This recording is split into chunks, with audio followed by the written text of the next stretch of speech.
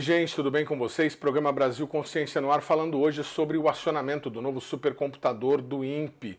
O equipamento que, junto com o modelo matemático Monan, também desenvolvido no Instituto, deverá colocar o Brasil entre os principais países do mundo em termos de tecnologia para a previsão de tempo e clima. Nós também vamos trazer informações sobre a queda no registro de queimadas em 2025 no Brasil. Tudo isso daqui a pouquinho no nosso programa, mas antes a gente traz algumas informações importantes para vocês, começando com o início da campanha de lançamento do foguete Rambit Nano a partir da base de Alcântara, no Maranhão. Este, se der certo, deverá ser o primeiro lançamento orbital comercial na base brasileira.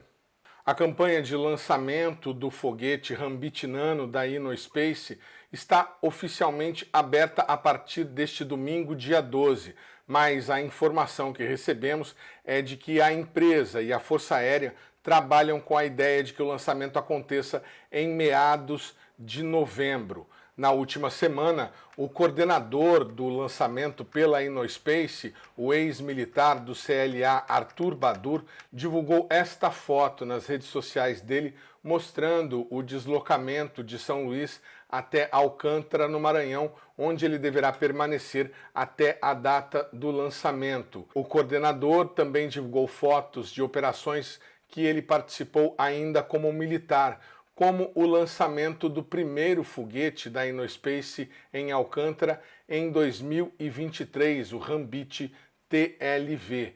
Arthur Badur comentou que volta a Alcântara para coordenar a operação Space Ward, que ele considera um marco histórico, o lançamento de um foguete orbital a partir do Brasil. Segundo ele, foi o resultado de 2 anos de muito trabalho, desafios inéditos e soluções a nível de país.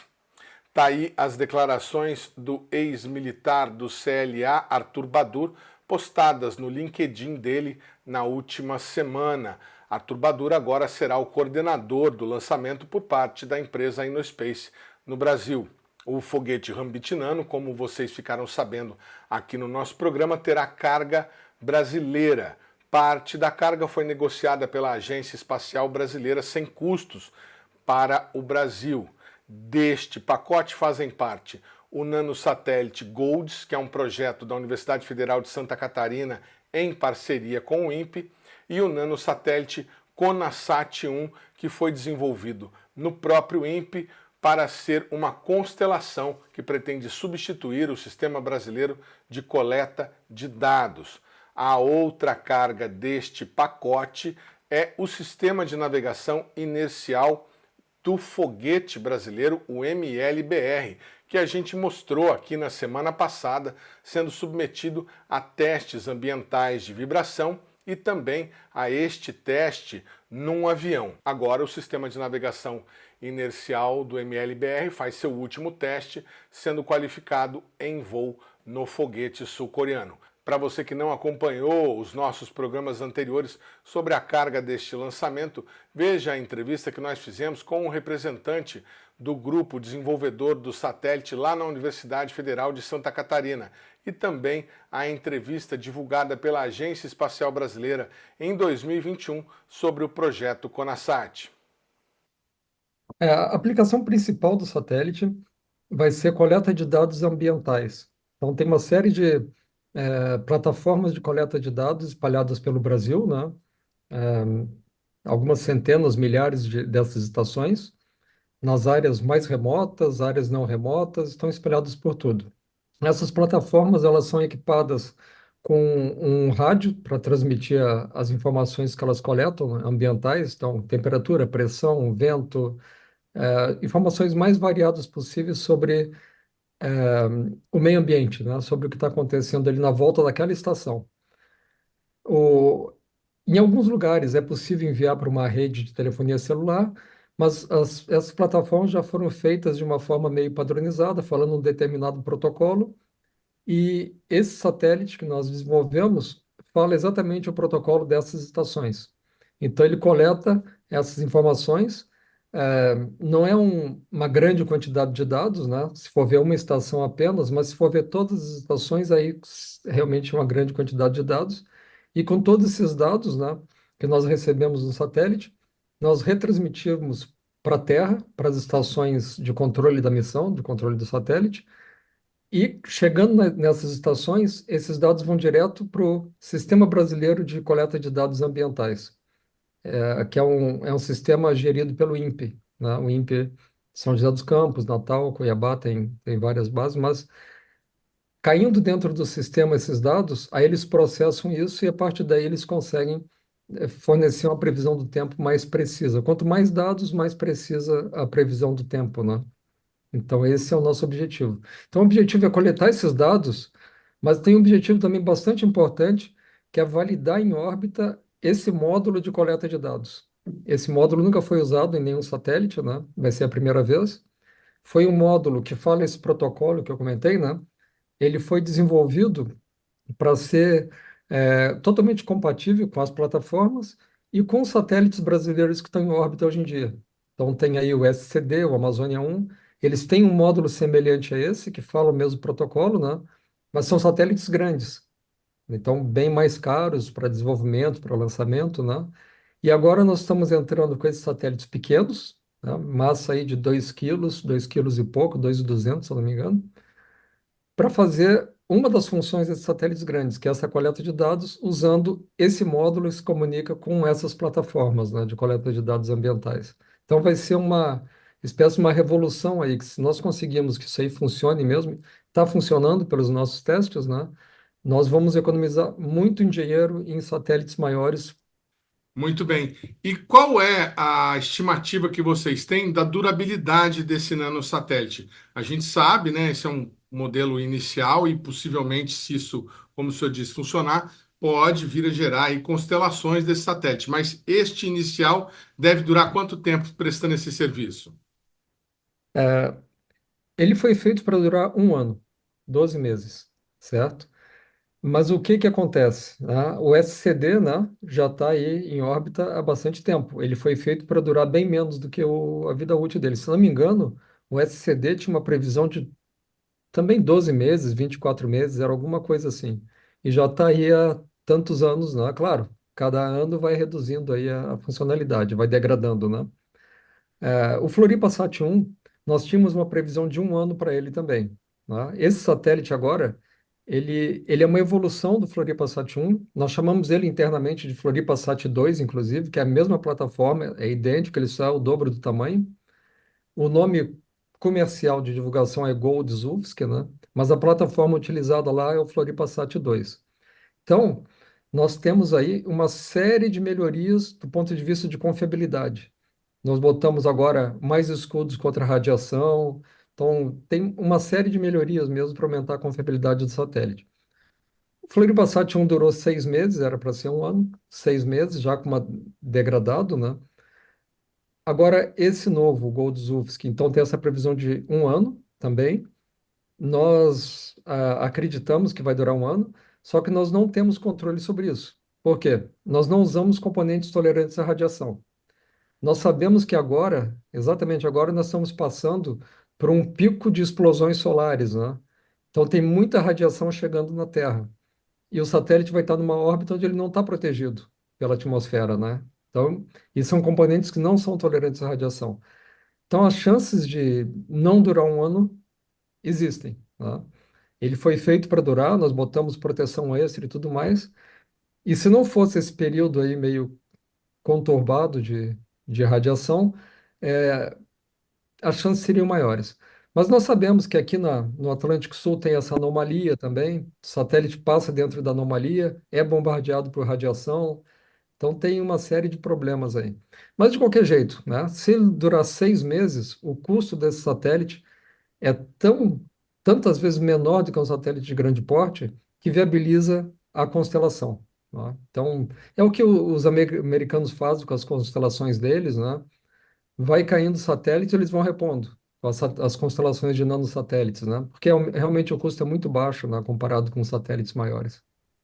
Eu estou aqui, como vocês podem ver, na sala onde está sendo integrado o nosso primeiro satélite da constelação CONASAT, o CONASAT-1. A missão do projeto CONASAT, então, é conceber uma solução para o Sistema Brasileiro de Coleta de Dados Ambientais, o SBCDA, baseado em nanosatélite, mais especificamente em CubeSat, né? E no avanço da tecnologia que permite a gente miniaturizar os satélites. Como eu disse, vamos falar aqui do Sistema Brasileiro de Coleta de Dados, né? Que é um sistema concebido para coletar dados ambientais via satélite, obviamente. As principais aplicações, né, que fazem uso desse sistema são aquelas de monitoramento de bacia hidrológica, principalmente na região amazônica, né, que o satélite é, em alguns casos, a única maneira de você ter acesso. Para meteorologia também, previsão de tempo e clima.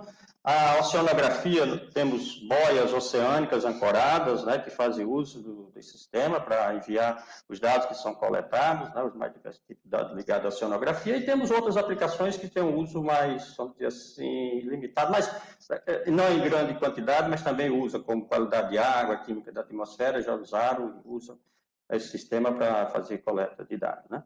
Bom, esse sistema funciona mais ou menos o seguinte, né, em linhas gerais, e assim, você tem as plataformas de coleta de dados que coletam os dados e transmitem a intervalos regulares esses dados que são coletados, né, dos seus diversos sensores. Os satélites, que são satélites que estão em órbitas baixas, portanto, satélites desfilantes, né, vão retransmitir os sinais que recebem dessas plataformas de coleta de dados para as estações de recepção, que estão lá em Alcântara, estão em Cuiabá, aqui no centro do Brasil, né, e aqui em Alcântara. Transmitem, então, para lá, em Cuiabá, eles são recebidos, decodificados e enviados para o centro de emissão, que fica aqui em Natal. Aqui em Natal, eles é feito todo o processamento, o armazenamento e a distribuição para os diversos usuários que estão espalhados aí por todo o território nacional e até fora mesmo do Brasil, né? Então, os objetivos, né, do projeto CONASAT estão aí é garantir a continuidade de coleta de dados ambientais, né, do nosso atual sistema, né, usando uma constelação de nanosatélites, especificamente de CubeSat. Mas nós não estamos falando somente da continuidade, nós estamos falando também da ampliação da capacidade de serviço de coleta de dados, não só do ponto de vista de abrangência geográfica, mas também de tempo de revisita, ou seja, de atualização mais frequente das informações coletadas pelas PCDs. Muito bem, voltando agora aqui a falar do nosso satélite, né, do CONASAT-1, que é o que está sendo montado aqui nesta sala que eu estou, né? É um satélite, né, padrão CubeSat, 1U, como eu já disse, né? Aí eu tenho uma foto dele com as antenas já distendidas e eu tenho também aqui uma imagem que mostra o que é que compõe esse satélite. Nessa próxima slide a gente vê melhor o que é que a gente tem. Aqui eu tenho o que a gente chama a árvore do produto, né, do CONASAT, onde o satélite mostra o que é que constitui esse satélite, né? A anatomia do satélite. Eu tenho a estrutura mecânica, a parte subsistema de suprimento de energia, a gestão de bordo, ou seja, a parte de computador de bordo, subsistema de controle, de determinação e controle de atitude do satélite, subsistema de telemetria e telecomando e a carga útil do satélite, que é o responsável pelo serviço do satélite. Esses itens aqui, 1, 2, 3, 4, 5, são responsáveis pelo funcionamento do satélite, ou seja, do veículo, né, que vai levar o que a gente chama a carga útil, que vai fazer o serviço de interesse, né? No nosso caso, é o EDC, onde a gente tem um receptor que vai receber todos os sinais dos PCDs e um processador digital, ou seja, temos também um computador, assim, que está dentro dessa carga útil, que vai fazer todo o processamento das informações para poder decodificar os dados e para poder mandar para a Terra. A carga útil atual que existe nos nossos satélites, né? Como são satélites que eu falei ainda, construídos projetados nos anos 80, né? Eles utilizam ainda retransmissão usando modulação analógica, que requer uma visada PCD, satélite e estação terrestre ao mesmo tempo, ou seja, eu preciso, para receber uma PCD o satélite tem que estar vendo a PCD e tem que estar vendo a estação de recepção naquele mesmo instante. A nossa carga útil, né, para o que foi produzida, ou seja, foi desenvolvida aqui no INPE, foi projetada, produzida aqui no INPE Natal, considerando, né, os CubeSat, ela tem primeiro, as dimensões, né, são bem inferiores ao que é o atual. Nós trabalhamos já decodificando o sinal a bordo do satélite. Isso permite uma cobertura global, porque eu posso decodificar o sinal da PCD, armazenar e, quando estiver passando sobre uma estação, descarregar. Ou seja, eu posso pegar uma PCD em qualquer parte do mundo, não só nessa visada direta, né? Nós vamos usar, então, o próprio canal de telemetria do satélite para descer esses dados da PCD. Eu não preciso de um transmissor dedicado, né? Eu vou ter um melhor desempenho, né? Uma vez que eu estou usando tecnologia mais atuais, tecnologias digitais, e um menor consumo de energia, né? Principalmente para não ter o transmissor, né? Por outro lado, eu estou usando componentes ditos de prateleira, né? São componentes que não têm a qualificação para o espaço. Tem um custo bem menor, né? A facilidade de compra, né? Você consegue comprar dos fornecedores sem nenhum embargo. Entretanto, a questão da confiabilidade, né, começa a ser comprometida, né? Então, a gente não espera o satélite CubeSat usando componente pode ser 30 anos de vida, né? A outra carga brasileira neste voo será particular e é de um outro sistema de navegação inercial desenvolvido pela empresa CLC Consultoria, que nós também já trouxemos informações aqui no nosso programa. Acompanhem.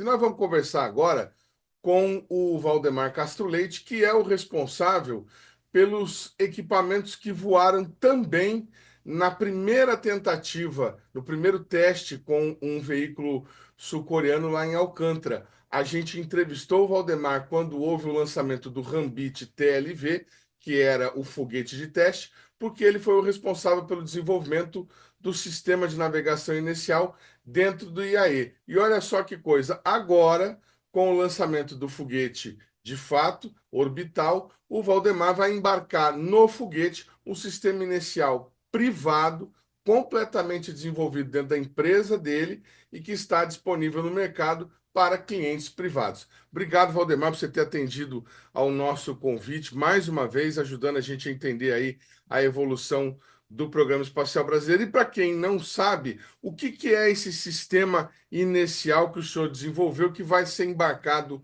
no Rambit Nano? Bom dia. Bom dia. Inicialmente, eu quero agradecer a oportunidade de divulgar o nosso trabalho. É sempre um prazer falar com você.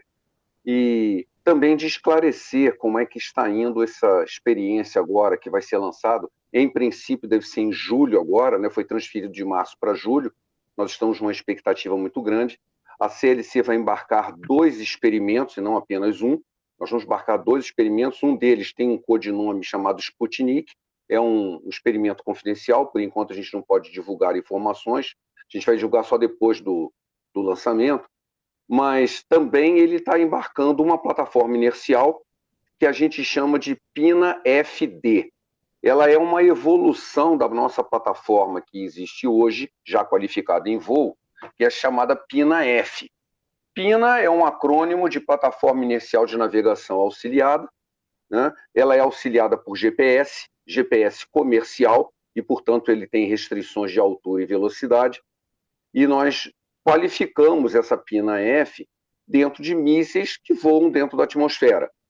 Então, devido à própria sugestão ou necessidade dos clientes, nós fizemos algumas modificações na plataforma, fizemos uma nova versão, que é a chamada Pina FD, e ela é mais precisa, nós cremos que será 10 vezes mais precisa do que a atual, e o objetivo é qualificar ela no espaço. Quer dizer, qualificada em voo, em termos funcionais e de algoritmo, isso já foi feito. O que precisa agora é qualificar no voo espacial, porque o perfil de aceleração e o tempo que ela permanece no vácuo, fora da atmosfera, né, é bem diferente da qualificação dentro da atmosfera. Então, nós precisamos dessa qualificação. Diz, olha, nós já temos uma plataforma que funciona aqui, e agora a sua versão mais avançada também é capaz de funcionar no espaço. Então, essa é a ideia do lançamento. Funcionalmente, as duas, a Pina F e a Pina FD, fazem a mesma coisa, né? Esperamos que com mais precisão ainda, porque os sensores são mais precisos. Ela tem outras características que só quem é da área pode entender melhor, mas ela é mais precisa, inclusive, na forma de inicializar ela. Ela é capaz de fazer autoalinhamento, quando a outra precisava de um alinhamento exterior. Essa se localiza sozinha. Ela não precisa você dizer para ela onde ela está. Ela consegue se dizer onde ela está sozinha. E isso é muito importante para um tipo de sistema desse. Então, a ideia do lançamento é qualificar o hardware, é qualificar ambientalmente o hardware, porque o software, a funcionalidade dela, já foi qualificada. Ela já voou em míssil, já controlou mais de uma vez um míssil, por mais de 100 quilômetros. Então, isso já qualificou a funcionalidade. Agora, a ambientalidade, não. Por quê? Porque o ambiente é diferente. O ambiente sendo diferente, precisa ser feita uma variação disso. O perfil de empuxo é por mais tempo, é mais intenso, mais vibratório, e ele vai para o vácuo. Uma vez qualificado, ou seja, se esse voo, e nós cremos que totalmente, que estamos bastante seguros de que vai ser um sucesso, nós teremos uma plataforma, então, qualificada para espaço. E essa plataforma, embora o hardware dela contenha o GPS original, que é comercial, ele não vai funcionar lá. Então, ele vai desligado. Ele vai só para qualificar a parte ambiental mesmo do hardware. Mas ele, funcionalmente, o GPS não vai funcionar. E isso vai mostrar uma coisa muito importante, que essa plataforma terá precisão de entrar em órbita sem auxílio nenhum. Ela é capaz de fazer isso totalmente autônoma. É uma plataforma de precisão que é capaz de levar um foguete a entrar em órbita, pelo menos esse nível de órbita do Rambit, ele seria capaz de entrar em órbita sem nenhum auxílio GPS. Ele faz isso por conta própria. Olha, várias coisas interessantes contidas nessa primeira resposta. Primeiro, um detalhe, né?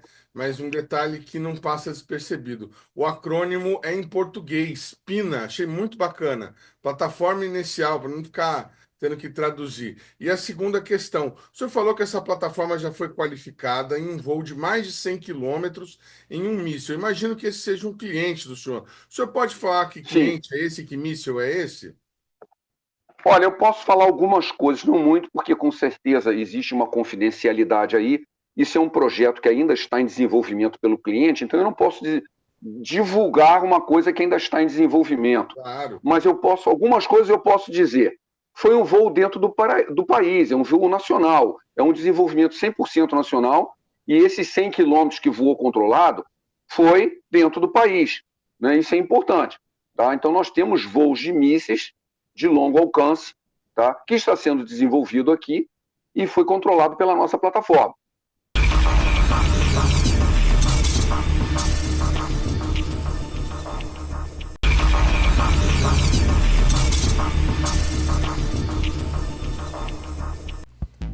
O Instituto Nacional de Pesquisas Espaciais registra em 2025 uma queda significativa nos focos de incêndio na vegetação de todo o país.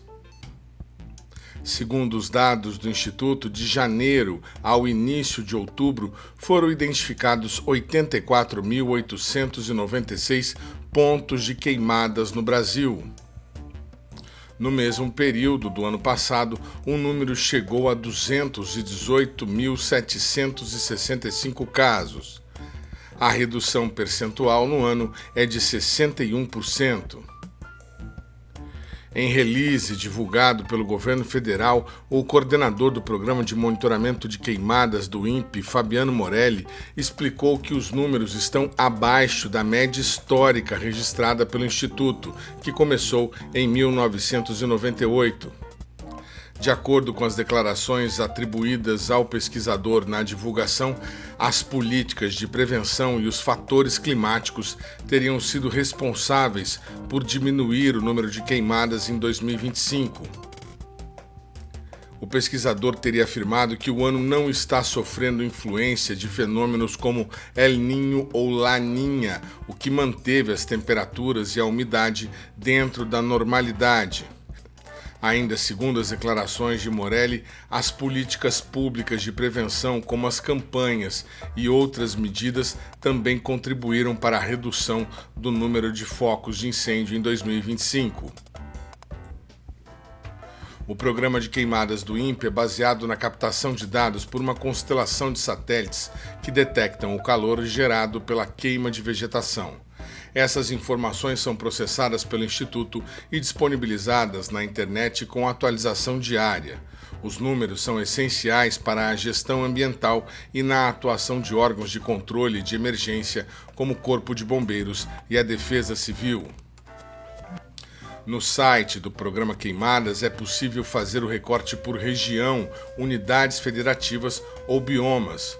Os dados revelam também que, enquanto no Pampa e na Caatinga tivemos aumento do número de focos de queimadas em 2025, sendo 72 para o Pampa e 26 para a Caatinga, os demais biomas apresentam reduções significativas, como no Pantanal, onde o número de focos de incêndio caiu 96%, e na Amazônia, onde os focos de incêndio diminuíram 78% na comparação com o mesmo período do ano passado.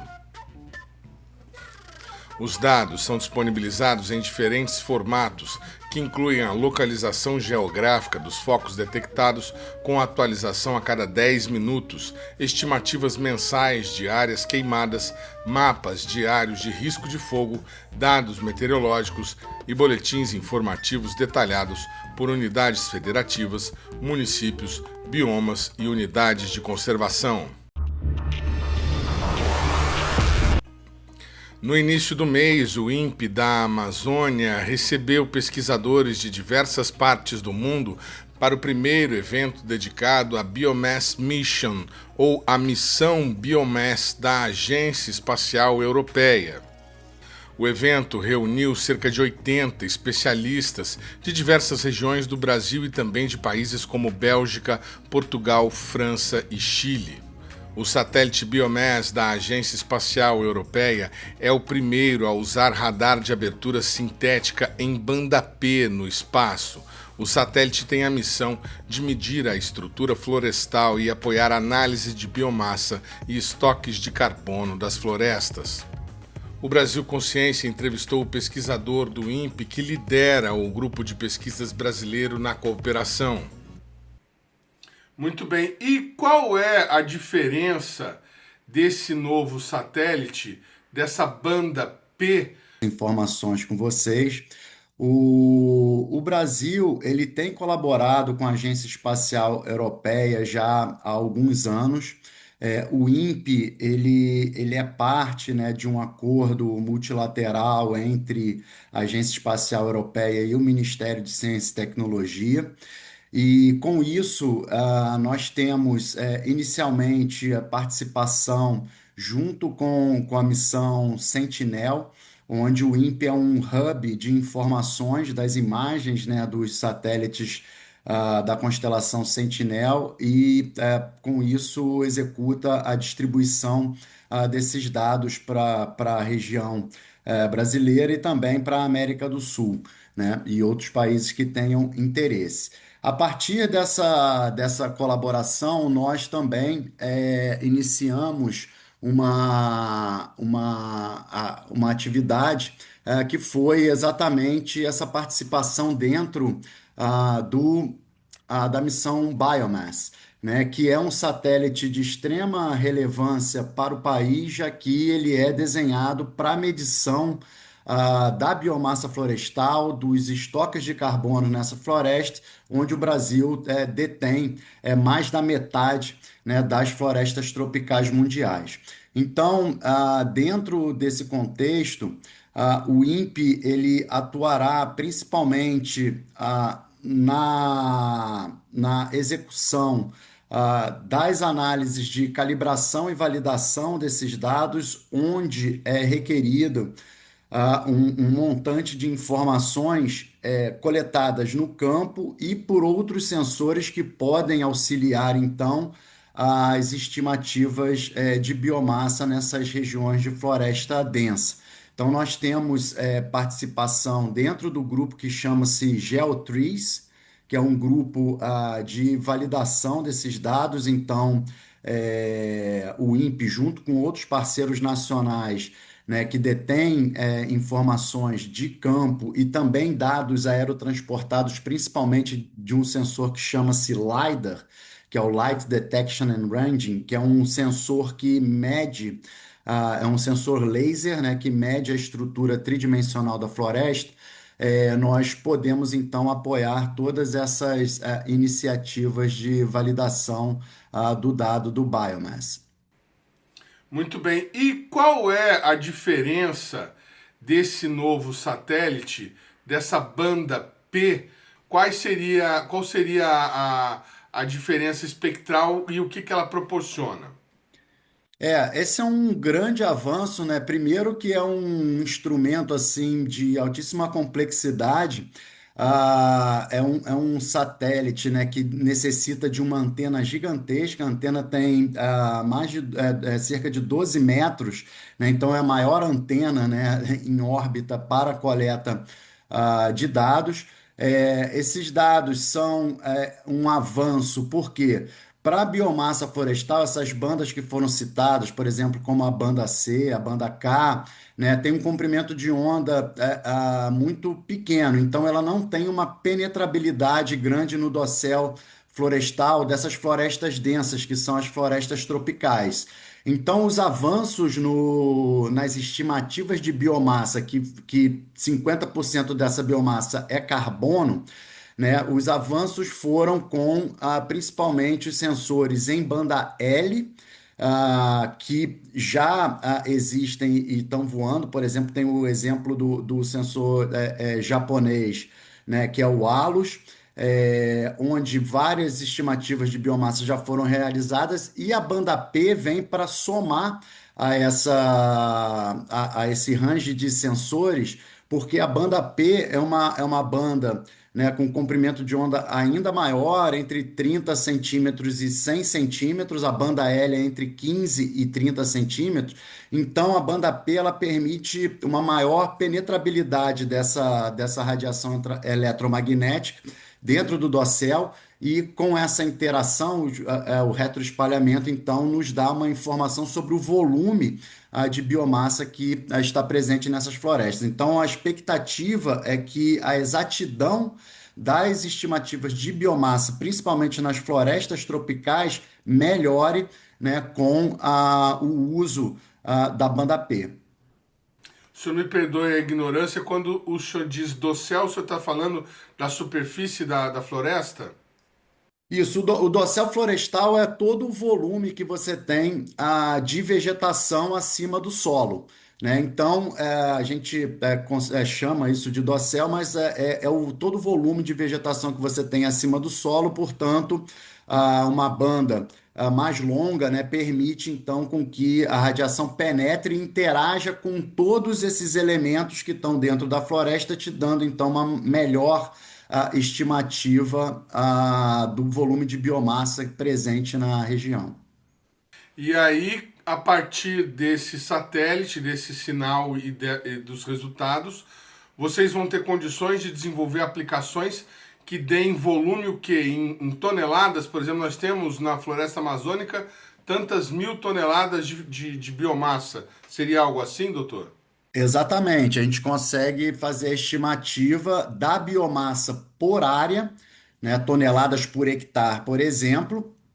Conseguimos, ao mesmo tempo, já que a biomassa, 50% dessa biomassa é carbono, a gente consegue estimar os estoques de carbono nessas florestas. E tem ainda um outro ponto que é de extrema importância para o país, que é a possibilidade de agregar esse dado com os dados do monitoramento, por exemplo, do desmatamento e da degradação florestal, que vai nos indicar a perda de carbono, né, por unidade diária por tempo, quando ocorre um evento de desmatamento. E, ao mesmo tempo, a gente consegue, em áreas de restauração florestal, quantificar o quanto de carbono você está ganhando ao longo do tempo. Então, é um avanço que vai tecnologicamente permitir que o Brasil consiga, baseado em dados satelitais, ter uma estimativa completa, não só da área de floresta perdida, mas também a da sua biomassa e do seu carbono estocado perdido ou ganho quando se trata de restauração florestal. Durante seus 5 anos de operação, a missão Biomass gerará os primeiros mapas globais detalhados da biomassa florestal, uma ferramenta crucial para combater as mudanças climáticas e promover a gestão sustentável dos ecossistemas. De acordo com a comunicação do INPE, o evento teve como objetivo fomentar a cooperação entre o Brasil e a ESA na área de observação da Terra, possibilitando capacitar pesquisadores e usuários brasileiros sobre o potencial dos dados da missão. A comunicação do INPE informou também que o evento teve o objetivo de promover o uso e as aplicações das informações geradas pelo Biomass, além de explorar sinergias com outros sistemas de satélite, como o próprio programa Cibres, por exemplo. O encontro contou com um amplo espectro de participantes, incluindo instituições como a Embrapa, o IBAMA, o IBGE, o Amazon, o MPEG, a Visiona e o Regional Center Copérnicos do Chile, entre outras instituições. A iniciativa também teve o apoio da Cooperação Espacial da Amazônia, da Fundação Guamá, da CEUPER, da PTC Guamá, demonstrando um esforço coletivo para integrar o Brasil na vanguarda do monitoramento florestal.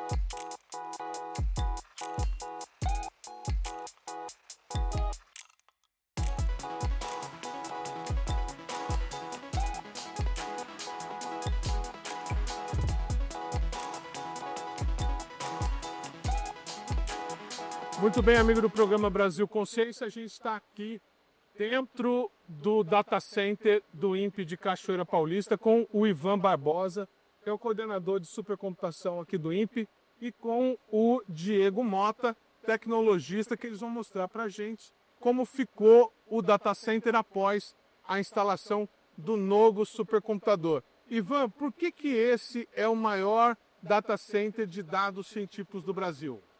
Bom, o INPE possui um data center científico de 1.000 metros quadrados, onde estão armazenados os dados científicos, seja de satélite, dados de previsão numérica de tempo e clima e dados da meteorologia nacional. É importante ter um data center científico com um escopo, um objetivo muito bem definido, de forma que a gente consiga atender da melhor forma possível a comunidade científica e tecnológica e o cidadão que vai fazer uso desse dado e da informação produzida pelo INPE. Muito bacana. Bom, uma informação para quem já assistiu os nossos programas anteriores, mostrando aqui o data center. O número de racks diminuiu bastante com a retirada daqueles módulos desativados do Tupã. Você estava me falando em off, foram de 34 para 5 racks. Quando a gente compara o número de racks do Tupã, que eram 34 racks, a nova máquina, que ainda não tem nome, nós faremos uma campanha na internet para escolher o nome. O Tupã tinha 34 racks, essa nova máquina tem 5 racks. No entanto, o poder computacional dessa nova máquina é muito maior do que o Tupã. Do ponto de vista de armazenamento de dados paralelo, ela é 24 vezes maior que o Tupã. Do ponto de vista de processamento de dados, ela é entre 5 e 6 vezes mais rápida que o Tupã. Então vamos lá conhecer, ver o que sobrou, o que ficou de Tupã e aonde está a máquina nova. Vamos lá. Aqui do lado a gente vê, olha, está até aqui a marca do Sismon, que é um sistema de monitoramento da Amazônia Azul, que o INPE está trabalhando em parceria com a Marinha. Nós já falamos dele aqui no nosso programa. Então, essas máquinas do projeto Sismon são máquinas novas que são utilizadas e serão utilizadas com inteligência artificial.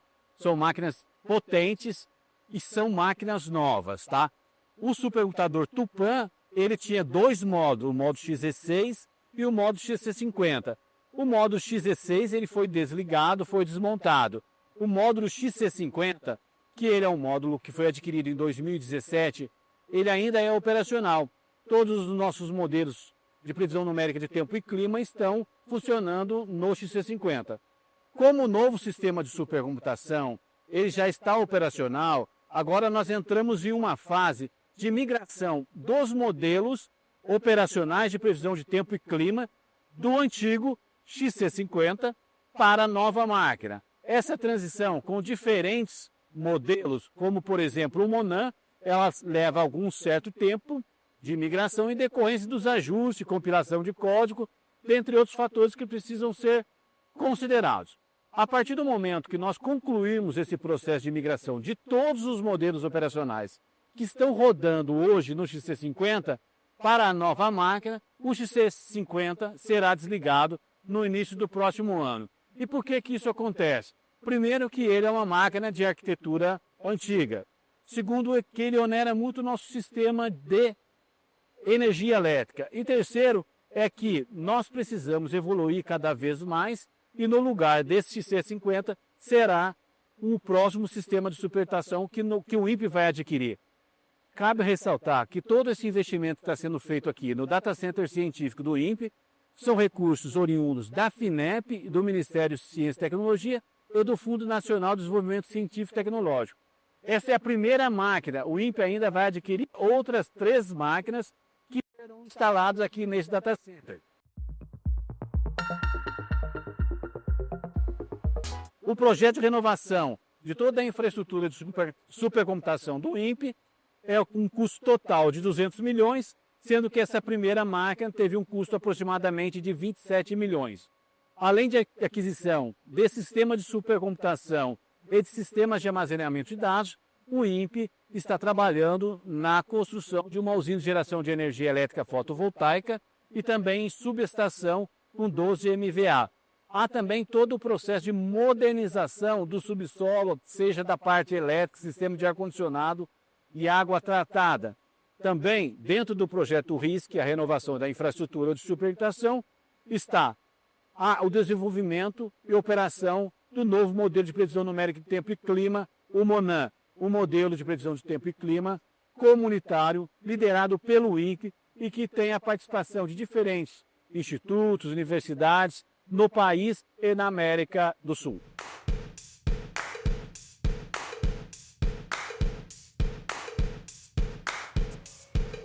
Essa máquina aqui é um modelo do Tupã que está funcionando e é utilizado para pesquisa e desenvolvimento. Esses 2 racks aqui são peças sobressalentes que nós guardamos caso tenha algum problema nessas peças aqui, tá?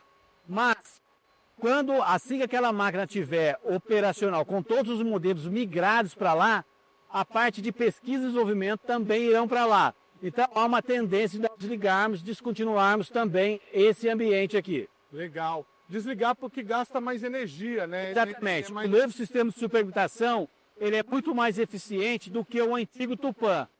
Ele gasta aproximadamente 50% da energia elétrica que hoje é consumida pelo XC50. A partir do momento que nós migrarmos os modelos de previsão numérica de tempo operacionais que estão rodando nesta máquina, nós iremos depois iremos desmontá-lo. Tá? Mas isso é o tempo quando nós tivermos com tudo validado, verificado e validado. Certificado que foi tudo movido para lá, tanto os modelos quanto os dados. Então, quer dizer, hoje, os modelos operacionais de previsão do tempo do Brasil estão rodando no XC50. Exatamente. E aí, quando vocês terminarem de fazer a calibração, os ajustes vai para lá. Exatamente. A máquina, o novo sistema de supercomputação já está operacional. Então, nós estamos na fase de migração dos modelos, tá? São diferentes tipos de modelos, cada um com a sua característica. Então, nós elegemos, por exemplo, o Monan e estamos levando para lá. A partir do momento que nós tivermos certeza que está tudo certo, a gente vai pegar um outro modelo e vamos migrando. Toda essa parte de migração com o modelo, vai chegar um momento que todo esse trabalho está concluído. E aí sim a gente pode desligar o XC50. Vamos conhecer a máquina então agora, mas as diferenças dessa máquina para aquela outra. Então, esse rack são 5 racks, apesar da capacidade de armazenamento e processamento ser muito maior, do ponto de vista físico é bem menor. São 5 racks. Esse aqui é a parte de armazenamento de dados, paralelo e alta performance. São 24 petabytes de sistema de armazenamento que foram adquiridos. Isso significa que esse sistema de armazenamento é 24 vezes maior que o sistema de armazenamento do antigo Tupã. Nós teremos maior velocidade de acesso ao disco, ao sistema de armazenamento, e também maior capacidade. É uma evolução tecnológica muito boa para o INPE e para a ciência no nosso país.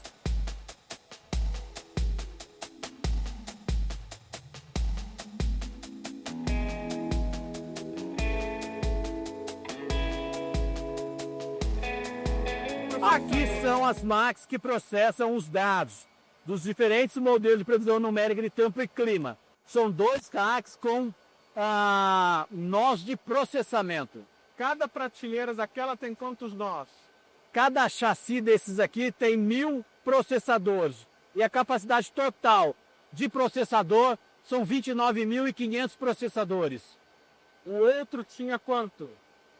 O módulo XC50 do Tupã são 4.000 processadores. Isso aqui que a gente está vendo aqui desse lado são os discos de armazenamento. E para que vocês tenham uma ideia, olha como é que era no Tupã antigo.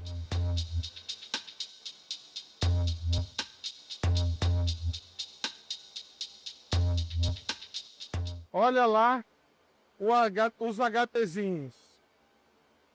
Por que vocês decidiram manter os discos do Tupã trabalhando? Bom, isso é uma pergunta muito interessante, tá?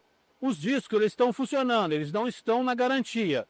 Aqui nós temos 3.000 discos de 1 tera, então nós temos 3 petas, que pode ser utilizado para pesquisa e desenvolvimento. Não é uma máquina operacional, porque caso discos falhem, nós temos tempo para substituí-los. Então, mas eles podem ser utilizados para pesquisa e desenvolvimento. Não necessariamente eles não podem ser utilizados, por exemplo, de forma operacional. Legal.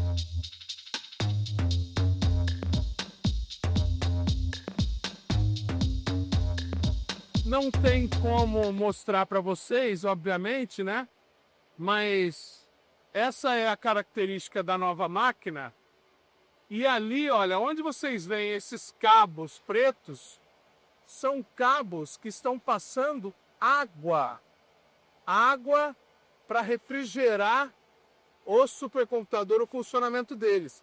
E além dessa água, eles ainda têm esse fluido para refrigerar, como auxiliar de refrigeração dentro do sistema. E aí o Diego vai abrir aqui para a gente. Olha o tamanho do sistema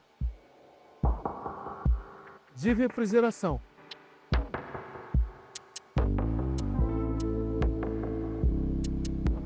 Nós temos 2 circuitos de água gelada, tá? O circuito externo e o circuito interno. O circuito de água gelada interno, ele passa do lado do processador e refrigera todo o sistema de supercomputação e também com um líquido refrigerante. O sistema externo de refrigeração é na parte externa do prédio, ele é bombeado para a parte de cima e tem um ponto que eles se tocam, onde ocorre a troca de calor. Então a água sobe a 9 graus, troca calor com o sistema interno de refrigeração, que refrigera o supercomputador.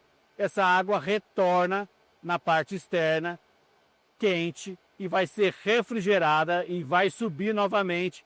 Esse ciclo se repete constantemente. O datacenter do INPE de Cachoeira Paulista contém outras máquinas trabalhando o tempo todo. Aqui a gente vai mostrar uma, que é o sistema EGEON. Isso aqui era uma espécie de backup do Tupã? Então, o sistema EGEON é o cluster de processamento de alto desempenho refrigerado a ar. Quando nós adquirimos, ele foi utilizado inicialmente para pesquisa e desenvolvimento e dada a situação do antigo Tupã, nós começamos a utilizar ele como backup operacional do XT50 Tupã. Muito bem. E hoje ele trabalha só com o EG1, só com esse projeto. Exatamente. Aqui no EG1, agora nós estamos rodando modelos de pesquisa e desenvolvimento. Enquanto que a máquina nova, nós vamos executar os modelos operacionais e os modelos de pesquisa e desenvolvimento. Legal. E esse outro pessoal aqui, esses hackers, o que são? Então, essa área do data center tem todos os servidores de processamento que não necessariamente é processamento de alto desempenho. Nem todo usuário precisa de supercomputador para produzir ciência, produzir os seus resultados, tá? Então, aquela área basicamente é a modelagem numérica de tempo e clima.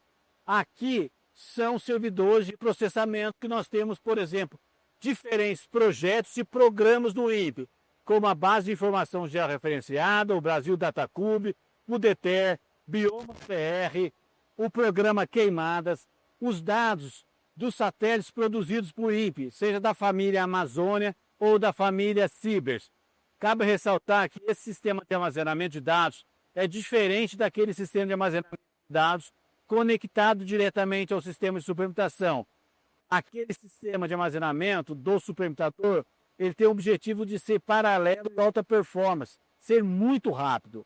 Esse sistema de armazenamento ele tem outra característica. Ele é rápido, mas não é paralelo. E ele tem uma característica que é o armazenamento e o arquivamento de dados. Que aqui nós temos dados de imagens de satélite, por exemplo, desde o início da década de 70.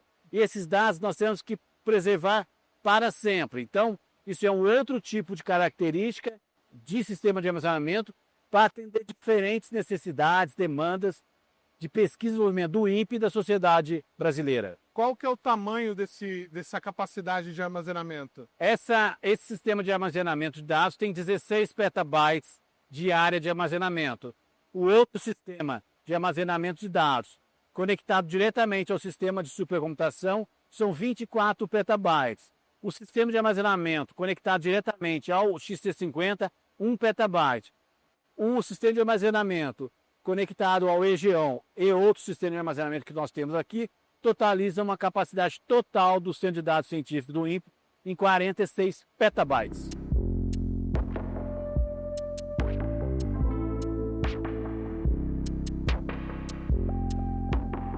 Para controlar esse pessoal todo, vocês tiveram que fazer um trabalho de remodelação no que vocês já tinham aí o firewall para impedir acessos. Como é que é esse controle? Acontece. Nesse data center nós temos 3 pilares, né? Que é manter a infraestrutura, modernizá-la e expandi-la.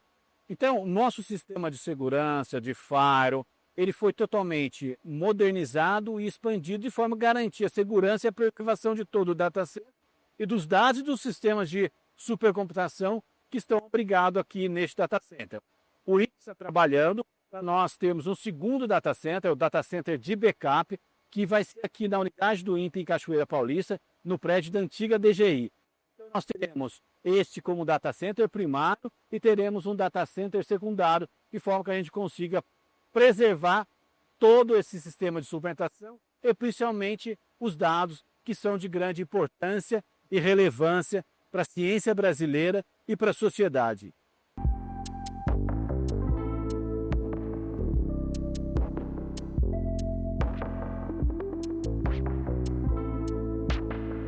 O INPE vai publicar em seu Instagram a escolha do novo sistema de supercomputação. Isso é para envolver toda a sociedade, a comunidade, os estudantes, na escolha desse novo nome do sistema de supercomputação do INPE com a participação da sociedade. Isso é uma coisa muito interessante para nós, termos a participação de toda a sociedade na escolha desse novo nome do sistema de supercomputação adquirido recentemente pelo INPE.